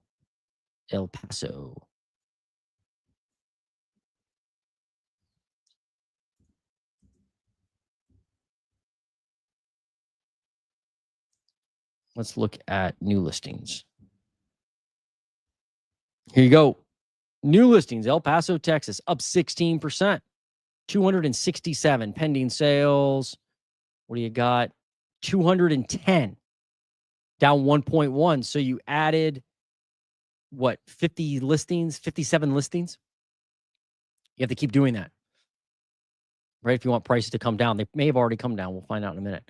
Active, up 11%, 4-year high by far, right? Not even close. Like way back 2022, you had 1,800 homes for sale. Now you got 3,100. Wow. Median sale price. Oh, no. What's that? 6%? No, 1%. Up 1%, $269,000. It's not a 4-year high, or it's not an all-time high, but it's dang close. Your all-time high was last year, 271,000, now 269. So you're close to that all-time high price. Let's do average. Basically, buyers are getting about a 1% discount off a final list price.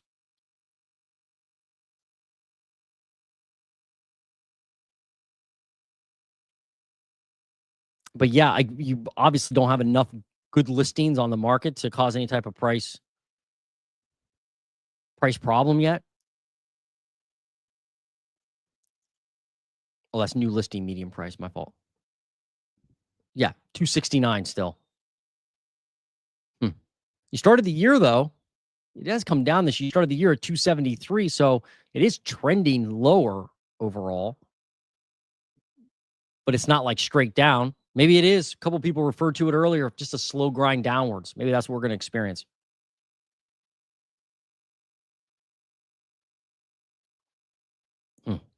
All right. Thanks for that. El Paso.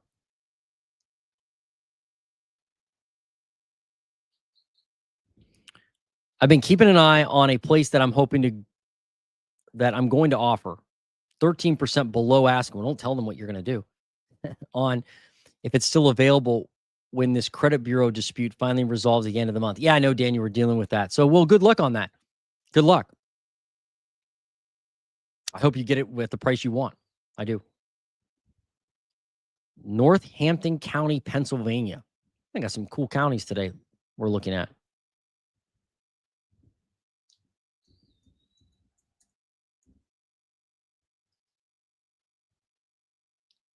Oh, there we go. Northampton County, Pennsylvania. Well, I'd never heard of this one. Where is that? Let me look.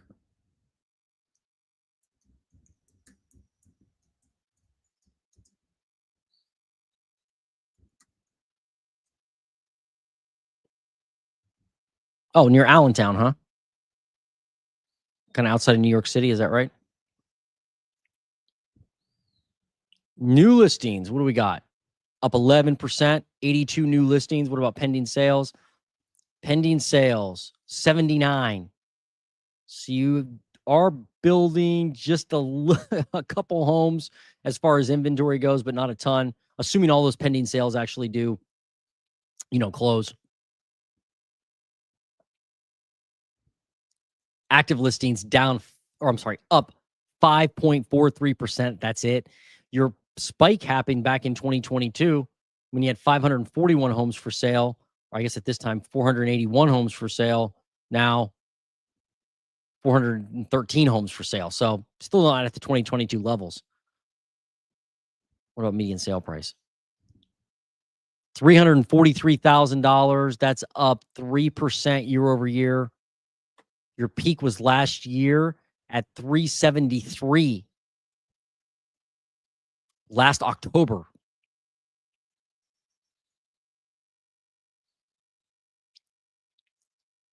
At that point, it was up 15%, your median sale price. So it doesn't seem like the median sale price is crashing, or falling at all even. Really, the trend, 321,000 at the beginning of the year, now 343. So it's gone up since the beginning of the year. Go back to your inventory real quick. What do you got? Yeah, you started 387 houses for sale, now 413. Barely any inventory growth. Barely any. Certainly more than 2023. And certainly more than last year, but not more than 2022. So it seemed like prices are sticky, probably go up a couple percentage points here and there.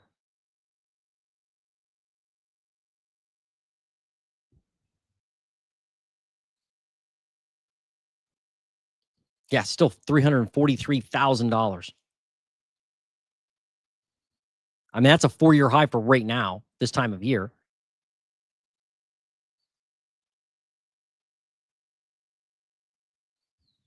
All right, what else we got? Thank you for that, Lex.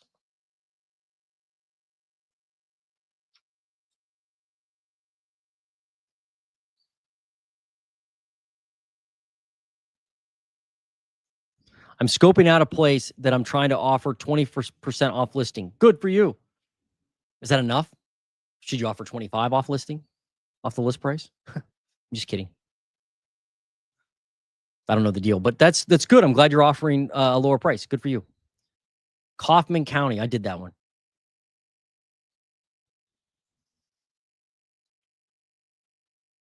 MJ, Salt Lake City, South Jordan area, and the areas outside of Columbus would be great to hear about. Okay, outside of Columbus. Okay. Also, why is property tax in Ohio so dang high? Oh, some good questions. Let's do Salt Lake first. You want me to do Salt Lake County? Isn't this Salt Lake County, if I remember right? Yeah, Salt Lake County, Utah. Let me see, new listings. Or should I do the metro?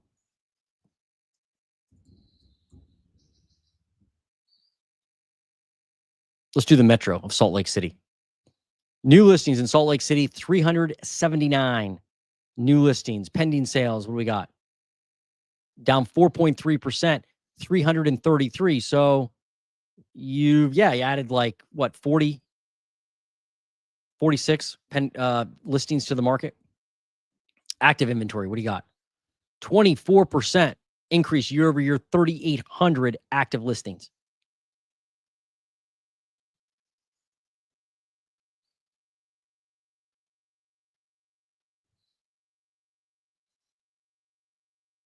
All right, median sale price. What's that doing in Salt Lake? Oh no, look at that. $557,000, up 1%.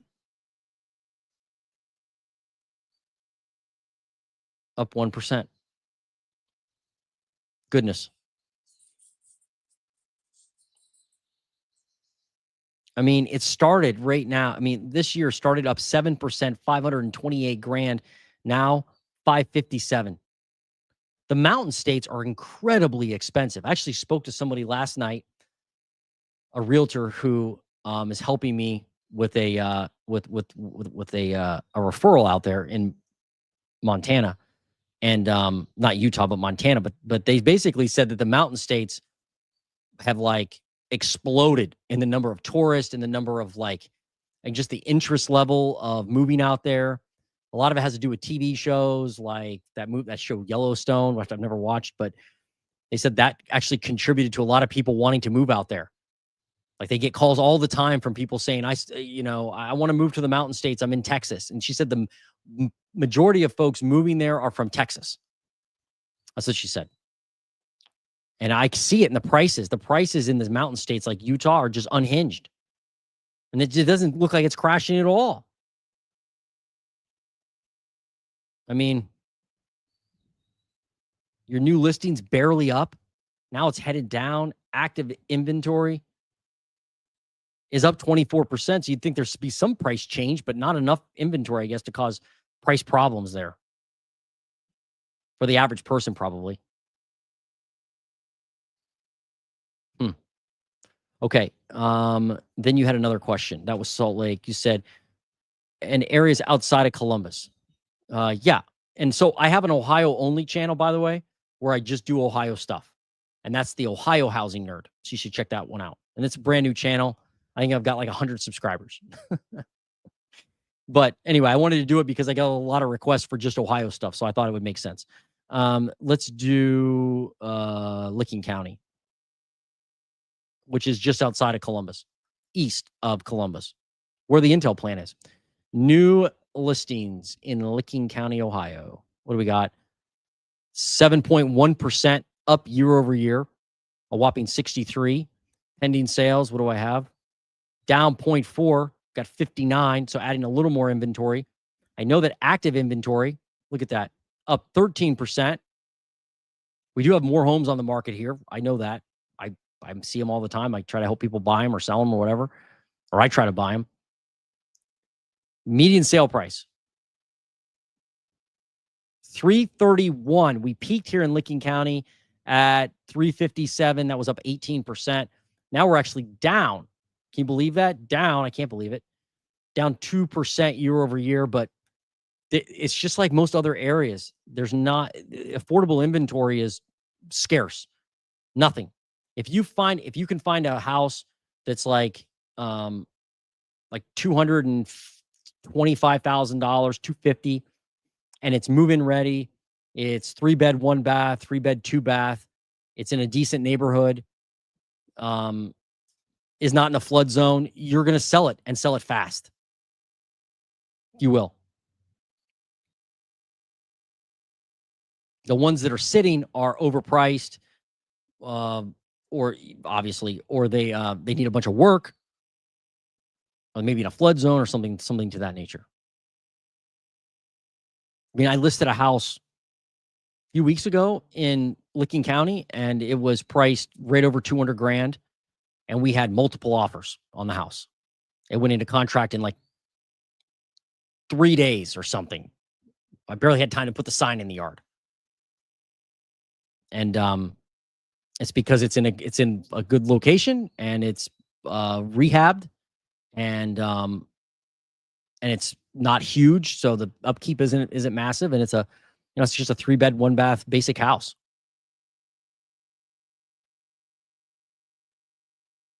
It'll make a great home for them. All right. So that's Licking County. Now, you asked another thing. Taxes. Tax property rate in Ohio is 7th, 8th in the nation. You may not know this, you may, but Ohio may repeal property tax. I know other states have said they're going to, but there's a petition out right now to get it on the Ohio ballot for November. If it doesn't hit the November ballot, it'll definitely be on the May ballot, because they had to collect like 400,000 signatures in like 3 weeks. And I actually just did a second interview on this with somebody who's heading up property tax elimination. That's actually an amendment to the Constitution in Ohio to say no property tax at all, not just for homeowners, not just for senior citizens, but for everybody, commercial, just no property tax.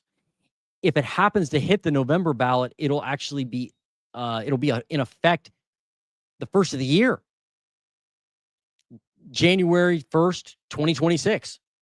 So the officials would have like a month or 2 months, right, to figure out how to replace that money. Needless to say, I think there's a group of people that want to ignore it, hoping it'll go away. And then there's a group of people that are excited. Then there's a group of people that are thinking, man, what do we do? We got to figure that out. So property tax rate in Ohio is high. I don't know exactly why it's high, but it is in the top 10 in the nation. And like everywhere, home prices have gone up a ton. So enough people got angry that they said, we're going to go ahead and try to eliminate this thing. Be really interesting to find out what happens. Ohio could be the first state to do it. Are there any other states where property tax is illegal, or there's an amendment on the Constitution of the state? I don't know if there is another state like that, but Ohio could be, maybe like lead the nation in it. And it's crazy because I know like Travis, Real Estate Mindset, Mitch, Bexler, they've been doing a lot of work in Texas on property tax. I mean, they've done a ton of work on the subject, and they're struggling. They're on the struggle bus big time to get anybody to even pay attention to it. People are just like patting them on the head and telling them, "Thank you, we'll keep doing what we're doing." I mean, different state, different setup, but in Ohio, the citizens were like, you know what? We're not going to worry about trying to change the fraud, greed, and corruption or micromanage that. We're going to just put an amendment in, get the people to vote on it, and the officials will be forced to deal with it. Could be crazy. It's a lot of money. A lot of money the state has to figure out what to do with it.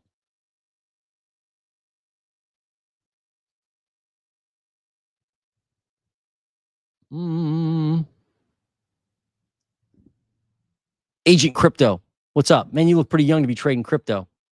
That's all good. Let's do it. Riverside County. Riverside County. What's up? New listings in Riverside. Down 3.8%. Wow. Again, I would think that's where you're going to see a lot of distress in the market is Riverside, San Bernardino County, California. We're not seeing it. Not like we did back in the GFC anyway. Pending sales down 4.8%. People not selling, people not buying. Let's look at active. Active up 20% year over year.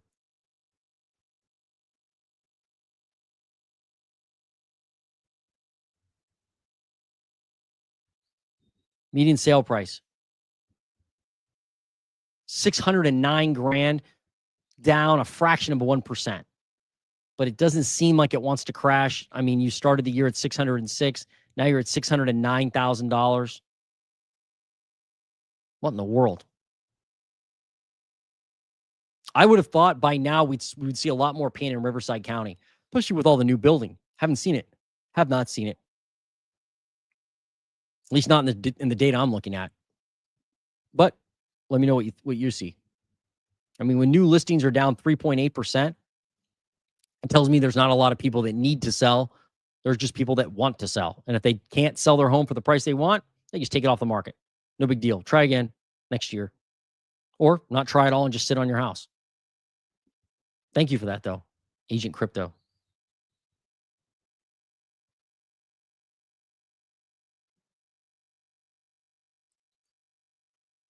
Thought Train. What's up? Montgomery County, Texas.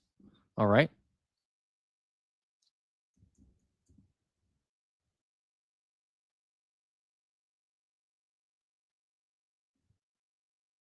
Montgomery County, Texas.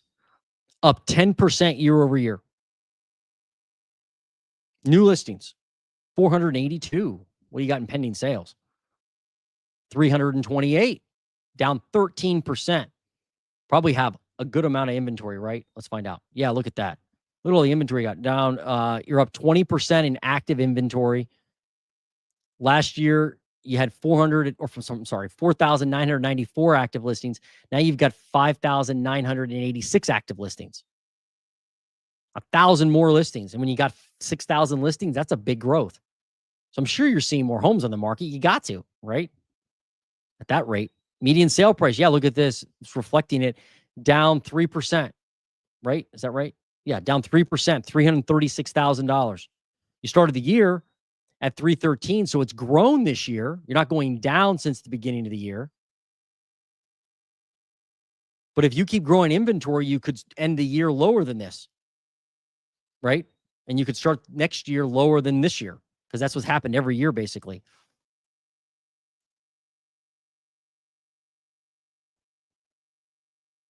Your peak, look at the peak for Montgomery County, Texas. 377 back in May of 2022. That was up 17% on that at that moment. So you're way off from the peak. I mean, now 336 from 377, down $40,000. Looks like prices may continue to drop there if you continue to add inventory.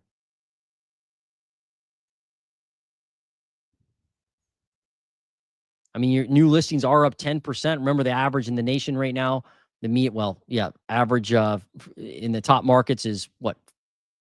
4.4? Okay. You do a couple more, and then I got to run.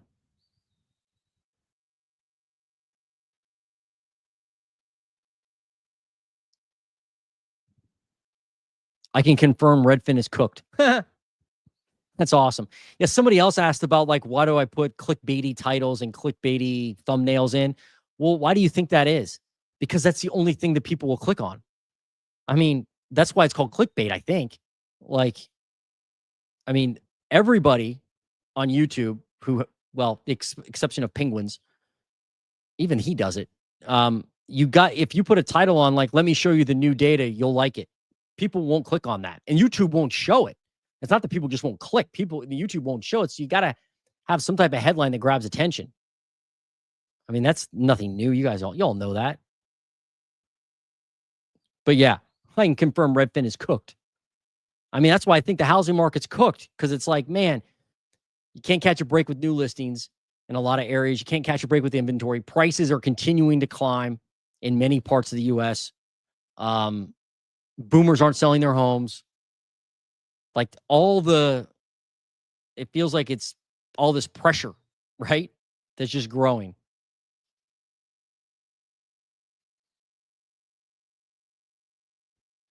Some boomers have to give their homes to nursing homes. That's true. Some do. Yep. There's a lot of programs like that. I did Riverside County. I'm making disrespectful offers. Good. Good for you. You should.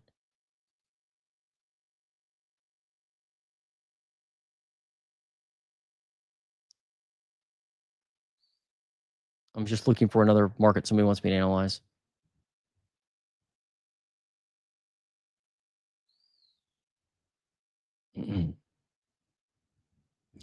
What's up, Coors Light? Haven't seen you in a while.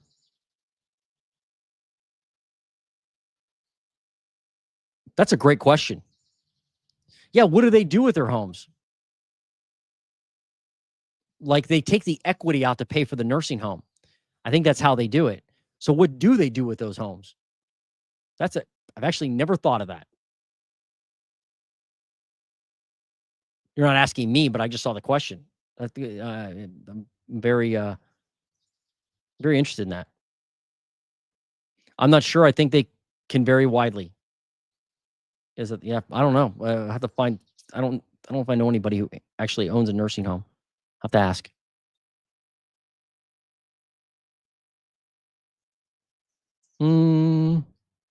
Someone had a metro up here you wanted me to look at. Just get to go this. Winter Haven, Florida. Another day. What's up? It is another day. And good day to you. I'll do a couple more here, and then I'm gonna get out of here. Winter. What is that? A county? Winter Haven, Florida. Is that a county? I don't know.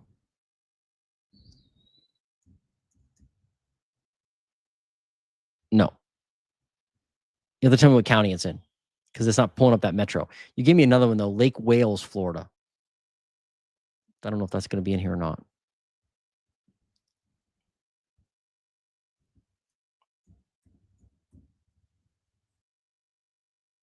Lake Charles, Lake City. No, I don't see that one either. You have to give me a county to look at.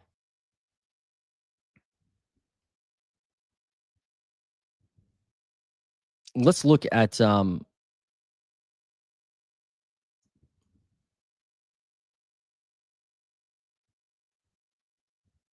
look at this one. Look at Fort Lauderdale real quick while we're at it. New listings in Fort Lauderdale, Florida. I'm always, curious what's happening in Florida because that's where everything's crashing. Down 4% with new listings. Oh, man. All right. Pending sales down 15%. What are active listings showing us? Up 17%. So nobody's selling, right? New listings. Yeah. Down. I just can't believe this. Down new listings in Fort Lauderdale. More inventory, but nobody's listing all of a sudden and nobody's buying. So let's see what's happening with median sale price. Wow. All-time high there. 480 grand. Jeez. The crash missed this area. It went right around it. It was like, nah, I don't think so in Fort Lauderdale. Shocking. And they actually never dropped below last year at all this year. Started at 453, now 480 grand. Goodness gracious. Okay.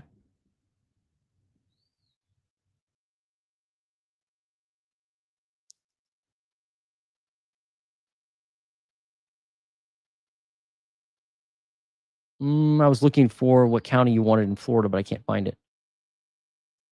Arapaho County. Let me try this one. Arapaho County, Colorado.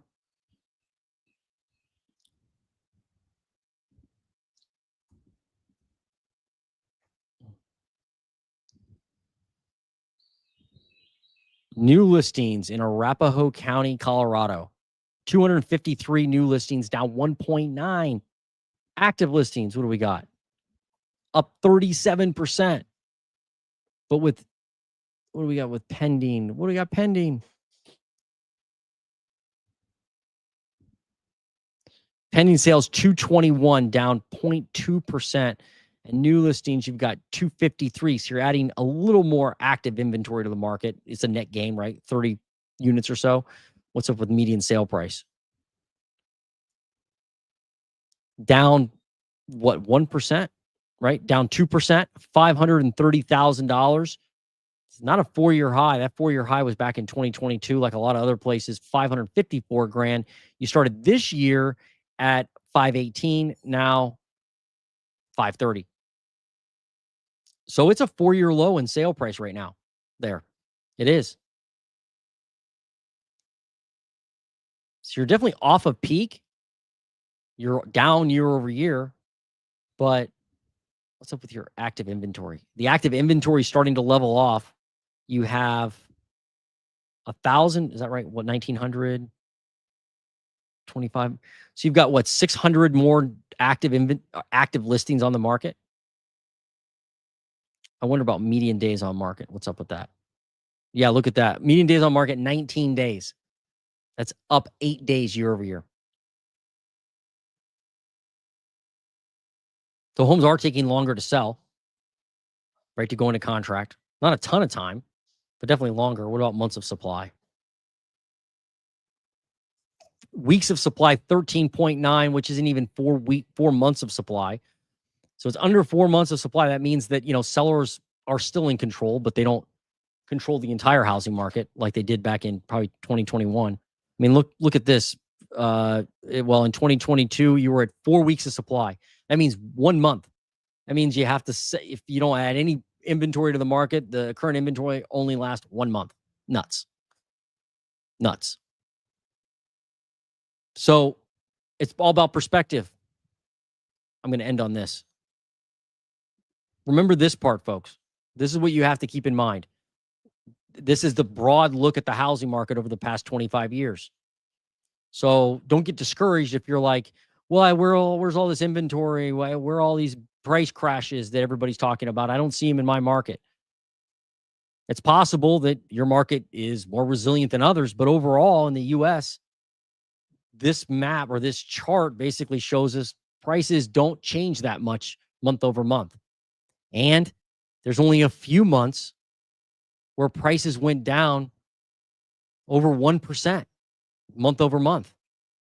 Actually, 3 months where that happened in the last 25 years, right? November of 2008, December of 2008, January of 2009. And after that, and before that, hadn't happened. So I guess the point of that is if you look historically over the last 25 years, pricing just moves slow. And it takes a lot of factors to move it. But anyway, I thought this chart is very telling and gives us a picture of what occurred during the GFC and just how bad it was. And if it looks like we're having similar results right now, which it doesn't look like we are, although price deceleration is definitely happening. You can see that down here, right? Definitely happening. So this month, the historical trend says that we'll grow home prices month over month 1.1%. Next month, 0.9. So we'll obviously tune in again on these lives and find out, did it grow that much? Okay. Listen, you guys are fantastic. Thanks so much. I will do this again next week. Sorry, I struggled a little bit this morning with the maps. That happens. And if you have a county or metro you want me to analyze on the next one, join us. Drop it in the comments. I'll get to it. I'm the housing nerd, and I'm out.